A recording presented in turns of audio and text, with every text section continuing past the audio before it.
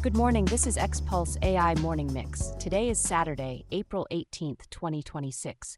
We're talking OpenAI's new cybersecurity model, a big raise for enterprise coding agents, and a surge in autonomous vehicle megadeals. I've got Orion with me, ready to jump in? Ready, let's do it. Euronews reported on April 16th that OpenAI unveiled GPT-5.4 Cyber, a cybersecurity-focused model with fewer restrictions, if you're vetted. Orion, what exactly did OpenAI launch here? It's a limited rollout for security professionals. Verified vendors and researchers get access through a Trusted Access for Cyber program. The key detail is policy. OpenAI is explicitly carving out a channel where the model can be more capable and less blocked under identity and use case controls. How much is this about beating Anthropic's Mythos preview? A lot. Anthropic's Mythos preview was also restricted, and the timing, days apart, signals a new competitive lane: cyber-specialized models. But it's also a caution race. Both labs are acknowledging these systems can help defense and potentially offense, so the gating mechanism is part of the product. Who gets in, and what should listeners watch for next? Expect strong verification, logging, and vendor partnerships. Think incident response firms, bug bounty researchers, maybe select enterprise security teams. The tell will be whether trusted access expands and whether regulators start treating cyber-capable models like controlled dual-use tools. Great power, slightly more paperwork. TechCrunch reported on April 16th that Factory raised $150 million led by Khosla Ventures, valuing it at $1.5 billion. Orion, before we get excited, what does Factory actually build? Factory builds AI coding agents for enterprise engineering teams, agents that can take on chunks of work across a company's stack, not just autocomplete. They're pitching workflow integration, planning, code changes, tests, reviews, and handoffs, plus governance features enterprises care about. They also say they can switch between foundation models. Why is that a big deal? Why that? Because enterprises don't want to be trapped. Model switching means they can route tasks to different providers, say Claude for one job, another model for a different job, based on quality, cost, latency, or data constraints. It's like having a toolbox, not a single magical hammer. So is this agent platform the new battleground for dev tools?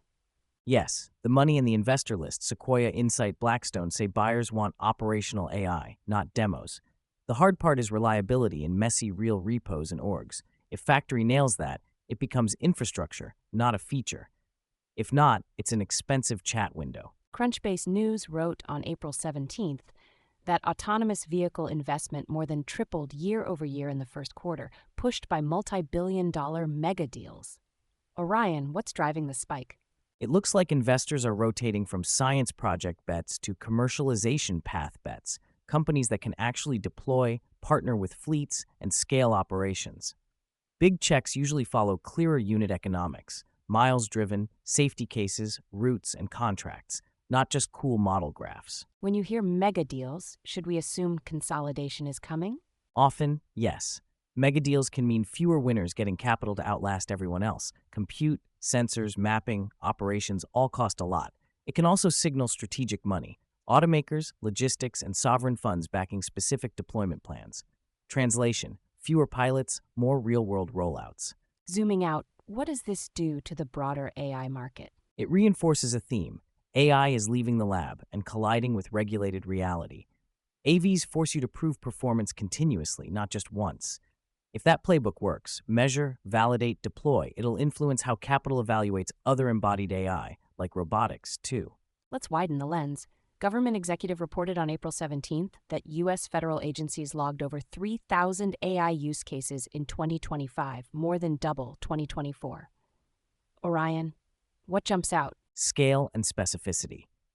It's not vague. We use AI language. Use cases span text analysis, identity verification, small satellites, science translation, and they name commercial software providers. That means procurement is maturing, and vendors should expect more audits, documentation, and performance proof. Meanwhile, in Europe, CNBC said on April 17th that chip startup Euclyd is seeking at least $100 million. What's their angle? They're pitching an alternative silicon approach for foundation model workloads, processing data in multiple places to cut energy, cost, and footprint compared with GPUs. The appetite is real, especially in Europe, but execution is brutal. Manufacturing, software stacks, and getting developers to actually target your hardware. On the consumer and creative side, Cult of Mac says Apple is running an AI bootcamp for Siri developers, and Maharlika News reports Black Forest Labs at a $3.25 billion valuation with Adobe and Canva deals. Plus, TechCrunch says Upscale AI is in talks at about $2 billion. How do these connect? It's the same story in three costumes. Apple is investing in talent to close assistant gaps because bootcamp is cheaper than rebuild Siri from scratch. Black Forest is productizing image generation through distribution partners. Upscale is chasing the infrastructure layer. Everyone's racing to own a durable surface, assistant, creation, or compute. So the thread is specialized tools, big checks, and tighter channels to ship them. Exactly, and more gatekeeping. Cyber models get trusted access, government use cases get documented, enterprise agents get governed, chips need ecosystems, and creative models win via platforms like Adobe and Canva. The era of just launch an API is fading. The winners embed into workflows people can't avoid. That's XPulse AI Morning Mix from XPulse for Saturday, April 18th, 2026. If this helped you stay sharp, share it with one smart friend. See you next time.